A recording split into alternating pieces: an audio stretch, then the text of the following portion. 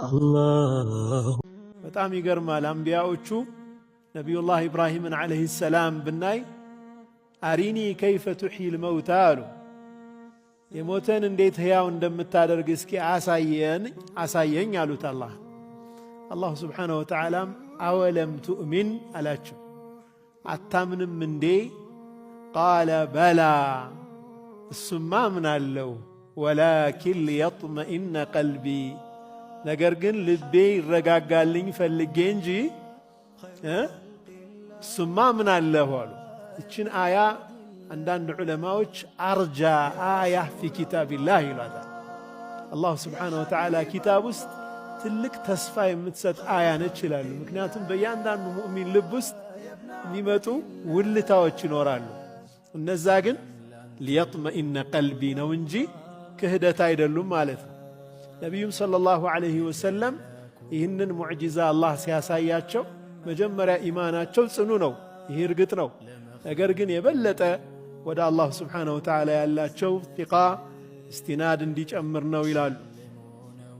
እንደዚሁም በኩፋሮች ላይ የነበራቸው ግብ ላይ ኃይል እንዲኖራቸው፣ ኮንፊደንስ እንዲኖራቸው ይህ የእሳቸውን ሪሳላ ሊያጠፋ በዛም እዛም የሚሯሯጠው ጥቂት ሰው ከመለኩተ ሰማዋት ወልአርድ ከሰማይ ምድር መለኩት አንጻር ምንም ማለት እንደሆነ ምንም እዚህ ግባ የሚባል እንዳልሆነ እንዲያዩ ሰፊውን ዓለም አላህ አሳያቸው ማለት ነው።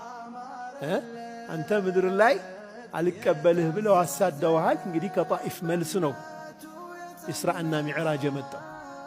ከጣኢፍ መልስና ከሂጅራ በፊት ነው ኢስራእና ሚዕራጅ።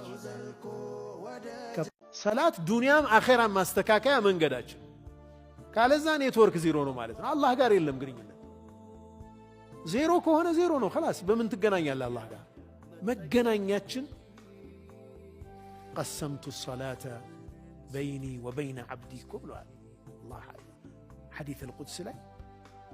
በእኔና በባሪያዬ ከፋፍ አላህ ጋር እኮ ማውራት ማለት ነው። አልሐምዱሊላህ ረቢል ዓለሚን ሐሚደኒ ዓብዲ አርረሕማን አርረሒም መጀደኒ ዓብዲ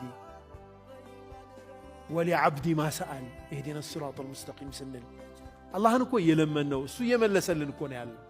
ሁላችሁም ተቅዮች ብትሆኑ ልክ በነቢዩ ሰለላሁ ዐለይሂ ወሰለም ልብ አይነት ሁላችንም ከመጀመሪያው ከአደም ጀምሮ እስከ መጨረሻው ሰውም ጅኑም ተቅይ ቢሆን በአላህ ላይ ስልጣኑ ላይ የሚጨምርለት ነገር የለም።